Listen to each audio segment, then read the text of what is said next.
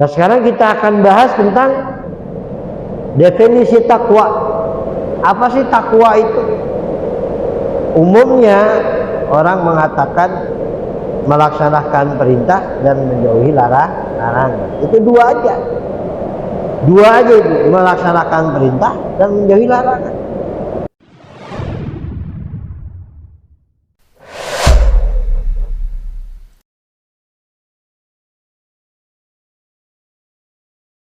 Assalamu al-Fatihah. A'udzu billahi minasyaitonir rajim. Bismillahirrahmanirrahim. Alhamdulillahi rabbil alamin arrahmanir rahim maliki yaumiddin.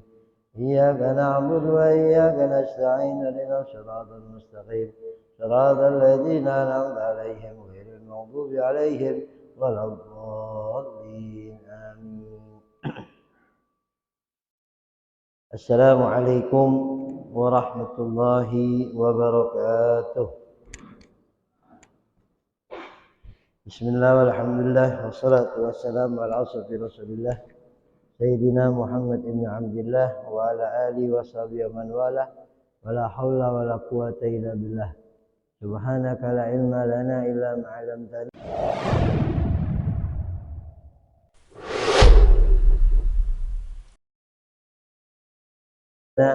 Innaka anta alimul hakim. Rabbi ishrah li sadri wa yassir li amri wa hlul 'uqdatam min lisani yafqahu qawli wa saddid lisani wa hadi qalbi bihaqqi sayyidina Muhammadin sallallahu alaihi wa alihi wasallam wa alihi.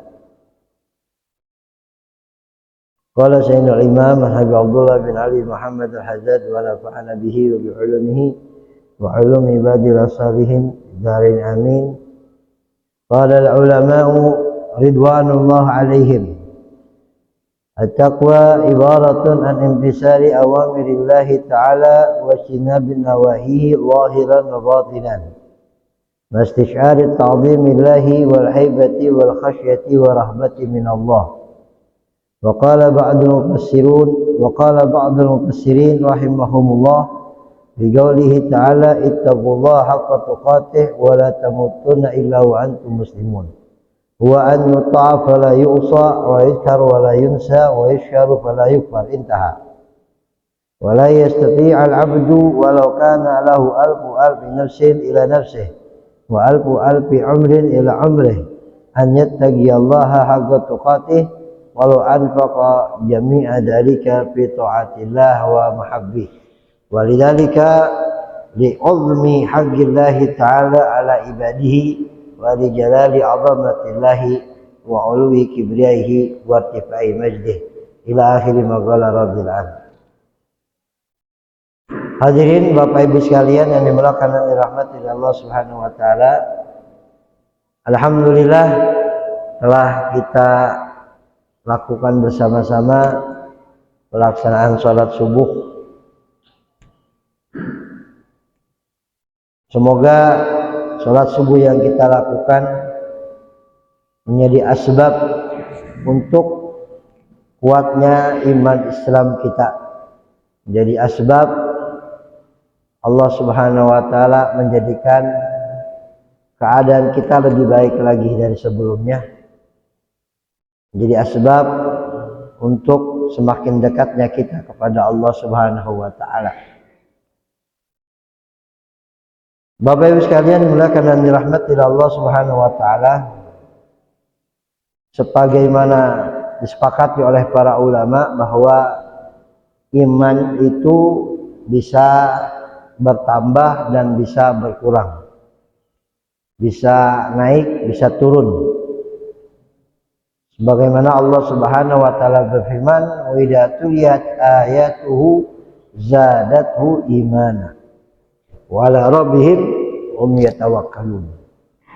Ketika dibacakan ayat-ayat Allah, ayat-ayat suci Al-Quran, tanda-tanda kebesaran Allah, zadatu imana, maka akan bertambah imannya, dan kepada Allah lah mereka bertawakal. Dari ayat ini ulama mengambil sebuah pendapat bahwa iman itu bisa bertambah, bisa berkurang. Nah, kalau misalkan tidak bisa bertambah dan tidak bisa berkurang, stuck saja, Maka apa bedanya iman orang yang gemar ke masjid, melaksanakan sholat berjamaah 5 waktu, melaksanakan 5 waktu berjamaah, dengan orang yang nggak pernah ke masjid? Apa bedanya dengan orang yang ahli ibadah dengan orang yang ahli maksiat? Kalau iman tidak bertambah dan tidak berkurang. Para anbiya adalah manusia yang Allah Subhanahu wa taala pilih, tidak seperti manusia yang lain. Umumnya orang iman itu bisa bertambah bisa berkurang, kecuali para nabi. Kalau para nabi itu naik terus, nggak berkurang, tapi bertambah terus, bertambah. Imannya para nabi. Imannya para malaikat stuck dia, nggak naik nggak turun, diam aja di situ.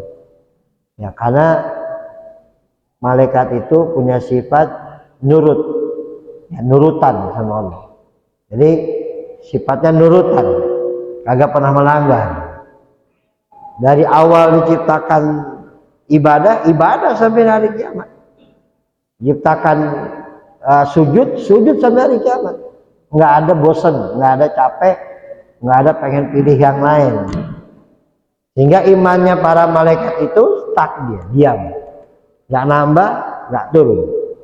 Nah, imannya selain nabi dan selain malaikat, ya kita ini, dia bisa nambah, bisa turun. Ya, bagaimana iman kita nambah, bagaimana iman kita turun?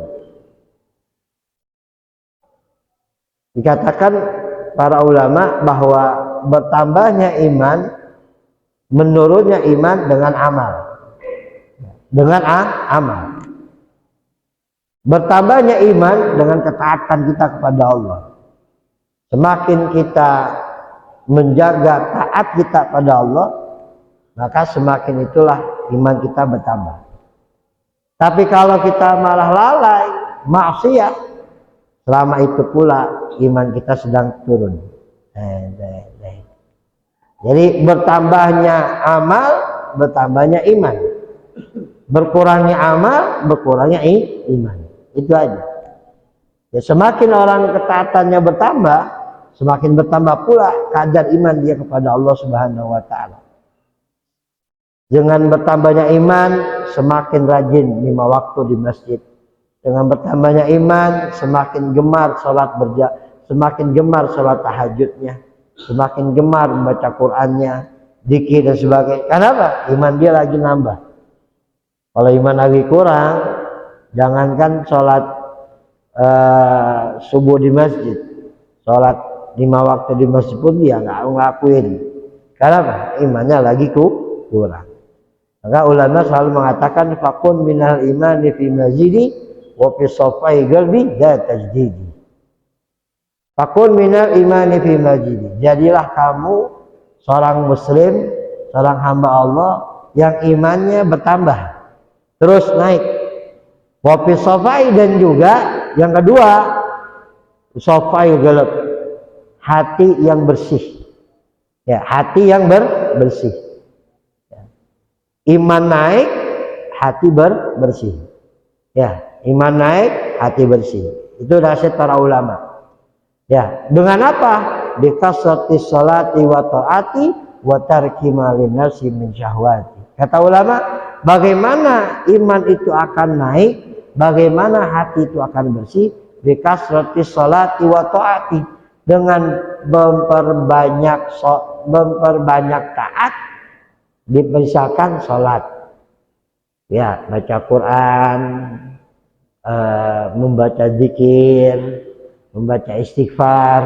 Nah, itu dalam rangka memperkuat iman dan membersihkan hati. Ya, dengan istighfar, dengan taubat, dengan sholat malam, puasa dan sebagainya, dengan ketaatan-ketaatan tadi akan menambah keimanan dan akan menambah hati bersih. Ya, hati bersih dengan dibersihkan dengan ketaatan. Karena kalau kita maksiat terus, ya, kalau kita lalai terus, lupa terus, akan menjadi hati yang mati, akan menjadi hati yang beku. Maka dengan ketaatan hati itu menjadi hidup. Ya, bikasrati salati wa taati wa tarku ma li nafsi min syahwati. Dan juga meninggalkan maksiyah, meninggal untuk tidak menurut kepada hawa nafsu kita. Maka bikasrati salat wa ta'a wa tarki ma li nafsi min syahwati. Kemudian beliau kata lagi fa inna abada qulubin nasi min Rabbil Rahmani qalbun qasi. Ya, sesungguhnya hati yang paling jauh dari Allah Subhanahu wa taala adalah hati yang beku, hati yang mati. Alhamdulillah. Awal hati ini awal hati lalai dulu kepada Allah. Ya, nggak pernah mengingat Allah, nggak pernah mengingat kebesaran Allah, nggak pernah baca Quran, nggak pernah istighfar, lalai terus. Nah, ketika menjadi hati ghaflah, dari ghaflah menjadi hati yang ghoswah, menjadi hati yang beku, ya, hati yang beku, hati yang ghoswah. Setelah hati yang ghoswah, maka hati yang maut, hati yang mati. Naudzubillah. Ya, kalau udah hati yang mati, susah untuk mendapatkan hidayah, petunjuk dari Allah Subhanahu wa taala. Naudzubillah min dzalik. Ya, mudah-mudahan hadirnya kita di majlis ini menjadikan iman kita bertambah dan hati kita semakin bersih, ya, sehingga apa yang Allah berikan kepada hati-hati yang bersih Allah berikan kepada kita, ya, ilmu yang bermanfaat, kemudian khasyah, rasa takut, cahaya, sabaran, tabah, ikhlas, tawakal, itu semua letaknya di mana? Letaknya di hati-hati yang bersih, ya. Allah Subhanahu wa taala mengirimkan para malaikat yang tugasnya mencari hati-hati yang bersih. Kalau udah dapat hati yang bersih, mereka letakkan sesuatu. Apa? Ilmu, cahaya, rasa sabar, ikhlas, tawakal, itu semua tempatnya di hati yang bersih. Ya, mudah-mudahan Allah berikan kita hati-hati yang bersih sehingga kita bisa menerima kebaikan-kebaikan dari Allah Subhanahu wa taala. Amin ya rabbal alamin. Bapak Ibu sekalian yang dimuliakan dan dirahmati Allah Subhanahu wa taala, setelah kita membahas tentang fadilah tentang takwa, keutamaan tentang takwa, intinya bahwa tidak ada kebaikan di dunia dan akhirat, kemuliaan dunia dan akhirat, kedudukan yang tinggi di dunia dan akhirat kecuali kita dapatkan dengan bertakwa kepada Allah. Ya, kecuali kita dapatkannya dengan bertakwa kepada Allah. Allah akan kasih, Allah akan beri, Allah akan anugerahkan kepada kita. Nah, sekarang kita akan bahas tentang definisi takwa. Apa sih takwa itu? Umumnya orang mengatakan melaksanakan perintah dan menjauhi larangan. Itu dua aja itu, melaksanakan perintah dan menjauhi larangan. Selama kita melaksanakan perintah walaupun tidak maksimal, bisa kita laksanakan perintah, 5 waktunya kita jaga, puasa Ramadannya kita jaga, dan tidak maksiat, ya, walaupun kecil kita tidak maksiat, kita tergolong orang yang bertakwa. Yang penting jangan maksiat. Ya, pernah saya bilang, kalau kita nggak bisa jadi orang beruntung, minimal kita jadi orang yang selamat. Ya, orang beruntung itu orang yang ibadahnya banyak. Orang yang selamat itu orang yang jauhi maksiat. Kalau kita nggak bisa jadi orang yang beruntung dengan ibadah yang banyak, jangan jadi orang yang tidak selamat. Jadi orang selamat dengan melaksanakan dengan menjauhi larangan-larangan Allah Subhanahu wa taala. Kalau kita masih maksiat walaupun sedikit, nah kata ulama kita belum dikatakan orang yang bertakwa. Ya, masih maksiat. Karena yang bertakwa itu tidak maksiat. Taat iya, maksiat tidak, ya. Maksudnya para ulama mengutip ucapan para ulama, qala ulama radhiyallahu alaihim at-taqwa ibaratun an imtisali awamirillahi ta'ala wa jinabun nawahi. Terima kasih. Takwa adalah sebuah istilah, sebuah definisi dari apa? An imtisali awamirillahi ta'ala, Takwa adalah gambaran dari pelaksanaan perintah kepada Allah. Melaksanakan perintah Allah. Perintah Allah kan ada dua hukumnya. Ada yang wajib, ada yang sunnah. Ya, kalau wajib kita laksanakan dapat pahala, kalau kita tinggalkan dapat dosa. Kalau sunnah kita kerjakan dapat pahala, kita tinggalkan tidak mendapat dosa. Perintah pada wajib, perintah pada sholat beda. Kalau perintah wajib itu benar-benar kita kudu ngelakuin. Beda kalau perintah sunnah, ya enggak terlalu ditekankan, benar-benar untuk dilakuin. Ya, jadi dua-duanya perintah. Yang wajib perintah, yang sunnah juga perintah. Cuma persentase perintah pada wajib itu beda. Kalau wajib emang ditekankan agar kita kerjakan. Kalau kita nggak kerjakan kita dapat dosa. Kalau sunnah nggak terlalu ditekankan. Silahkan Bapak melakukan, silahkan Bapak tidak melakukan.